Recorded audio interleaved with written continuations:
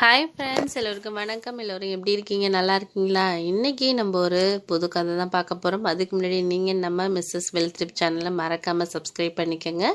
கீழே இருக்க பெல் பட்டனை கிளிக் பண்ணிக்கோங்க. அப்போ தான் நான் போடுற கதைகள் உங்களுக்கு உடனுக்குடனே நோட்டிஃபிகேஷன் வரும். ஃப்ரெண்ட்ஸ், வாங்க நம்ம கதைக்குள்ளே போகலாம். என் பேர் விஜய். நான் ஒரு மிடில் கிளாஸ் குடும்பத்தை சேர்ந்த ஒரு பையன்தான். என் குடும்பத்தில் பணம் காசு கம்மியாக இருந்தாலும் சந்தோஷத்துக்கு மட்டும் குறைவில்லாமல் தான் இருக்கும். ஏன்னா எங்கள் அப்பா அதை தான் அடிக்கடி சொல்வார், நம்மக்கிட்ட பணம் கம்மியாக இருந்தாலும் மனதளவில் நம்ம முழு திருப்தியாக இருக்கிறோமா அப்படிங்கிறது தான் முக்கியம் அப்படின்னு அடிக்கடி சொல்லிக்கிட்டு இருப்பார். நான் பள்ளி படிக்கிற காலத்துலேருந்தே என்கிட்ட அடிக்கடி சொல்லக்கூடிய வார்த்தைகள் இருக்கிறத வச்சு நம்ம சந்தோஷமாக இருக்க பழகிக்கணும்டா, இந்த அளவுக்கு நம்மளுக்கு கிடைச்சிருக்கே அப்படின்னு நினைக்கணும் லைஃப்பில் அப்படின்னு சொல்லிட்டு தான் அவர் அடிக்கடி அந்த வார்த்தையை என்கிட்ட சொல்லிகிட்டு இருப்பார். ஏன்னா நான் ஒரு ஸ்கூல் படிக்கிறப்பையும் சரி, அதுக்கப்புறம் ஒரு காலேஜ் அந்த ஒரு ஸ்டார்டிங்லேயும் சரி, ஒரு டியூஷன் போகிறப்ப பண்ணுறப்போ இவன் இந்த சைக்கிள் வச்சுருக்கான், இவன் இந்த மாதிரி புக் வாங்கியிருக்கான், இது மாதிரி பேக் வாங்கியிருக்கான் அப்படின்னு சொல்லிட்டு நான் எங்கள் அம்மா கிட்ட சொல்லிக்கிட்டு இருப்பேன். அப்போ அவர் மனசு கவலை இருந்தாலும் என்ன உற்சாகப்படுத்துறதுக்காக என்ன அவர் சொல்வார்னா, நம்ம வாழ்க்கையில் எல்லாம் ஒரு நாள் நம்மளுக்கு கிடைக்கும். அதை கிடைக்கக்கூடிய ஒரு வாய்ப்பை நம்ம தான் ஏற்படுத்திக்கணும். எங்கள் அப்பா இந்த அளவு கூட ஒன்றை படித்து வச்ச அளவுக்கு கூட என்னை படிக்க வைக்கல.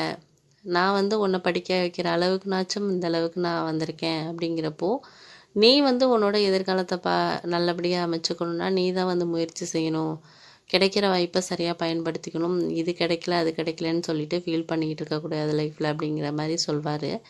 அந்த ஒரு வார்த்தை எப்போதுமே எனக்கு நிறைய விஷயங்களில் நான் தேர்வில் தோல்வி அடைஞ்சாலும், யாராச்சும் என்னை ஒரு கிண்டல் பண்ணி பேசுகிறப்ப நான் போட்டு போகிற ட்ரெஸ்ஸு, அதுக்கப்புறம் நான் எதுவும் சரியாக ஒரு செய்யாதப்போ வேலை செய்யாதப்போ என்னை கிண்டல் பண்ணாலும் எனக்கு அதுதான் தோணும். அப்பா சொன்ன சில விஷயங்கள் என் மனசுக்குள்ளே அடிக்கடி ஒரு போயிட்டுருக்கோம். அந்த மாதிரி தான். அப்படி இருக்கிறப்போ நான் காலேஜ் முடித்ததுக்கப்புறம் நிறைய இடங்களில் வேலை தேடினேன். அது வேலை கிடச்சிச்சு. ஆனால் அதுக்கான ஒரு நல்ல ஒரு சம்பளமான வேலையா அப்படின்னு பார்த்தா அது கிடையாது. நிறைய தூரங்களில் கிடைச்ச வேலைகள் எல்லாமே நல்ல வேலைகளாக இருந்துச்சு, சம்பளமும் அதிகமாக இருந்துச்சு.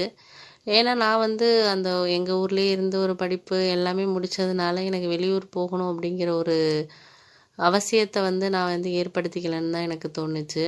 என்னோட படித்த ஃப்ரெண்ட்ஸ் எல்லாம் நிறைய பேர் வெளியூரில் வேலை பார்த்தானுங்க. எங்கள் அப்பா என்ன சொன்னார்னா, நீ ஃபஸ்ட்டு உனக்கு ஒரு நல்ல ஒரு அனுபவம் கிடைக்கணும் ஏதாச்சும் ஒரு வேலை பார்த்ததுக்கு, அதனால் இங்கேயே நீ போயிட்டு வர்ற மாதிரி ஏதாச்சும் சம்பளம் கம்மியாக இருந்தாலும் பரவாயில்ல, ஒரு ஒரு வருஷம் வேலை பாருடா, அதுக்கப்புறம் வேணால் நம்ம பார்த்துக்கலாம், அதுக்கப்புறம் வெளியூரில் போயிட்டு நீ தங்கி வேலை பார்க்கலாம் அப்படிங்கிற மாதிரி சொன்னார். எனக்கு ஒரே ஒரு அக்கா மட்டும். அக்கா டீச்சராக வேலை பார்த்துக்கிட்டு இருந்தா, ஒரு டிகிரி முடிச்சுட்டு. அவளுக்கு வீட்டில் மாப்பிள்ளை அப்போ பார்த்துக்கிட்டு இருந்தாங்க. நான் வேலைக்கு சேர்ந்த சமயத்தில் பார்த்துக்கிட்டு இருந்தாங்க.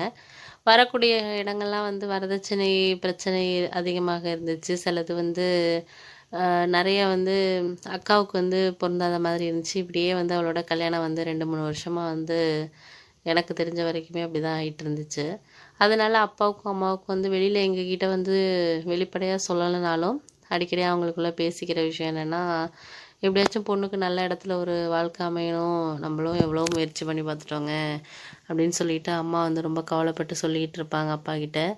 அப்பா சொல்வார், கண்டிப்பாக இன்னமும் ஒருத்தவங்க பிறக்க போகிறதில்ல, நம்ம பொண்ணுக்கு கண்டிப்பாக பிறந்திருப்பான், எங்கேயாச்சும் ஒரு இடத்துல இருப்பான், கண்டிப்பாக வர்றதுக்கான ஒரு நேரம் வரப்போ கண்டிப்பாக வருவான், நீ அதெல்லாம் நினச்சி ஃபீல் பண்ணி உடம்ப போட்டு குழப்பிக்காத, மனசையும் குழப்பிக்காத அப்படின்னு சொல்வார்.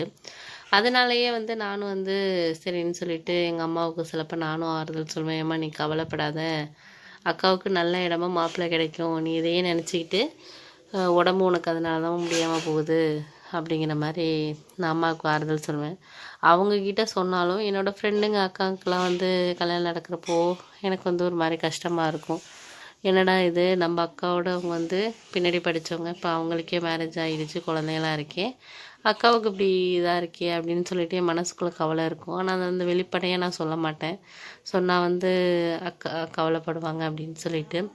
அதனாலேயே நான் நிறைய விசேஷங்களுக்கே சிலப்போ போக மாட்டேன். கல்யாணத்துக்கு போகாமல் அதுக்கப்புறம் போயிட்டு கிஃப்ட்டு கொடுத்துட்டுலாம் வருவேன். அந்த மாதிரியும் நடந்துக்கிட்டு இருந்துச்சு. நான் எங்கள் ஊர்லேருந்து ஒரு 2 கிலோமீட்டர் தூரத்தில் ஒரு ஒரு ஆஃபீஸு. அதில் ரொம்ப பேர் வேலை பார்க்கல, ஒரு 10 பேர் தான் வேலை பார்த்தாங்க. அவர் ஒருத்தர் எங்களுக்கு தெரிஞ்சவர் தான் வந்து அப்பாவுக்கு தெரிஞ்சவர் தான் அந்த ஆஃபீஸ் வச்சு மூவ் பண்ணிகிட்டு இருந்தார். நிறைய பொருள்லாம் வாங்கி வெளிநாடுகளுக்கு வந்து ஏற்றுமதி பண்ணுற மாதிரியான ஒரு பிஸ்னஸ் தான் அது.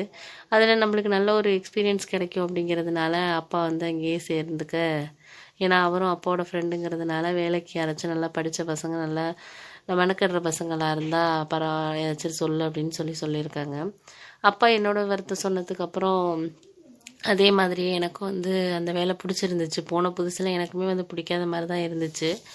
அதுக்கப்புறம் வந்து நானே வந்து ஏன்னா அப்பா முதல் முறையாக சொல்லியிருக்காங்கங்கிறதுனால அவர் வார்த்தையை நம்ம மதிக்கணுங்கிறதுனால அந்த இடத்துலையே நான் வந்து சரி வேலை பார்ப்போம் அப்படிங்கிற முடிவுக்கு வந்தேன். ஃபஸ்ட்டு 1 மாதம் வந்து எனக்கு பிடிக்கல. ரொம்ப ஒரு மாதிரி இருந்த மாதிரி இருந்துச்சு. இங்கே வேலை பார்க்குறவங்களாம் வந்து என்னமோ நம்மளை கண்டுக்காத மாதிரியும் அவங்களே முடிவெடுக்கிற மாதிரியும் இருந்துச்சு. சரி நின்றுடலாம் அப்படின்னு நினைக்கிறப்போ வந்து இங்கே ஒரு அண்ணன் எனக்கு ரொம்ப ஃப்ரெண்டாக இருந்தாங்க. அந்த அண்ணன் சொன்னாங்க, நானும் வந்த புதுசில் இப்படி தாண்டா இருந்தேன், எனக்கும் பிடிக்கல தான், வேறு என்ன பண்ணுறது, குடும்ப சூழ்நிலை காரணமாக இங்கே தான் 3-4 வருஷத்துக்கு மேலே வேலை பார்த்துக்கிட்டு இருக்கேன் அப்படின்னு சொல்லி எனக்கு வந்து கொஞ்சம் அட்வைஸ் பண்ணார். அதனால நான் கொஞ்சம் சரி வேலை பார்ப்போங்கிற முடிவுக்கு வந்தேன். அதுக்கப்புறம் என்ன நடந்துச்சுங்கிறத அடுத்த பகுதியில் சொல்கிறேன் ஃப்ரெண்ட்ஸ்.